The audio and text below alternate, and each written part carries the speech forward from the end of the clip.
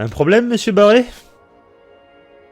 Vous savez, je me demande quand tout ça a dérapé. Dans le secteur du spatial. Avant, être dans une de ces entreprises était une chance. Certaines personnes rêvaient d'y travailler, tandis que les astronautes et astronomes pouvaient en faire rêver d'autres. Aujourd'hui, nous sommes au même niveau que des éboueurs. Et à même titre, notre métier est à la fois indispensable à la société et méprisé. Est-ce que les gens réalisent que sans nous, ils sont condamnés? Sans nous, qui leur apporterait leurs ressources pour construire leur maison ou leur ordinateur? Ça fait bien longtemps que la Terre a été dépouillée de tout ce qu'elle avait à nous offrir. Le système solaire entier n'en aura plus pour longtemps. Alors pourquoi ils ne s'en rendent pas compte? Aujourd'hui, avoir un explorateur qui meurt en mission est une catastrophe pour l'entreprise. Mais ça n'affecte personne. À l'époque, c'était un drame humain qui affectait tout le monde. Mais perdre ce que M. Eman nous a rapporté aurait été encore plus dramatique pour l'humanité tout entière. C'est à se demander pourquoi personne d'autre n'a passé le portail pour le retrouver. Eh bien, la réponse est évidente. Le portail avait disparu. Exactement. D'autres personnes étaient bien passées après lui, mais le portail avait disparu. Heureusement, les énigmes auxquelles devait faire face Eman n'avaient rien de compliqué. On a plus l'impression qu'elles sont faites pour être résolues par des espèces capables de raisonnement et ayant des mains, plutôt que par des espèces que l'on pourrait qualifier d'intelligentes. Et qu'est-ce qui vous fait dire ça? Pour la plupart d'entre elles, Eman n'a eu qu'à utiliser des écrans sans texte pour expliquer à quoi ils servent, à appuyer sur des boutons, tout ça dans le but final d'apporter de l'énergie à un élément précis. Ces épreuves, si elles en étaient bien, étaient faites pour que le plus grand nombre les réussisse. Mais certaines choses pouvaient ne pas être évidentes si le portail avait été découvert 100 ans plus tôt. Eman avait trouvé un drone hors service dans une des structures. Il ressemblait fortement au drone hostile qu'il avait croisé, mais celui-ci le suivait gentiment. Alors il a eu une idée. Certaines portes semblaient scellées, avec un symbole qu'il n'avait pas réussi à comprendre.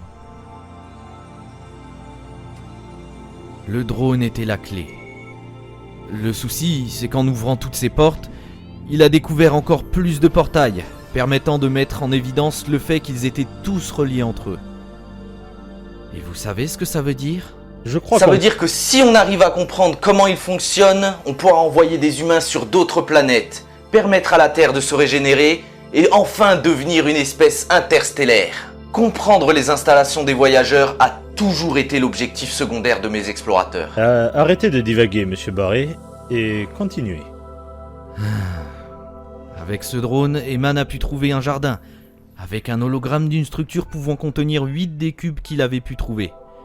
Ça a piqué sa curiosité, et a donc décidé de les chercher. Mais ce n'était pas tout.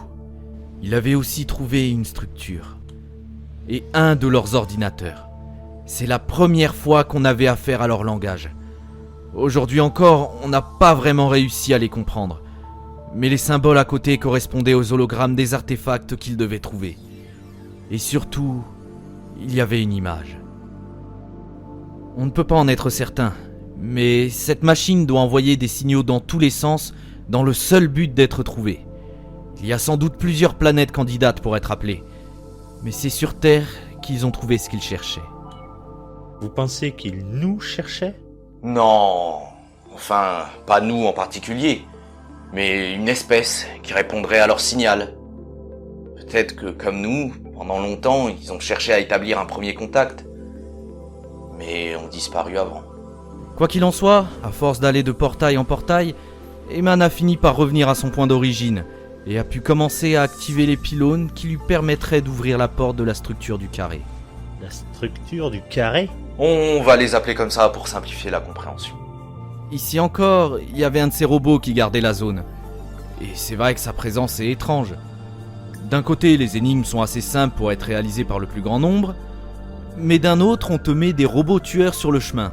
Peut-être qu'il craignait quelque chose. Peut-être bien. Eman allait de toute façon mettre fin à l'énigme rapidement et récupérer l'artefact. Il ne lui en restait plus que 2 à trouver. Il a aussi pensé à installer tous les cubes qu'il avait pu trouver.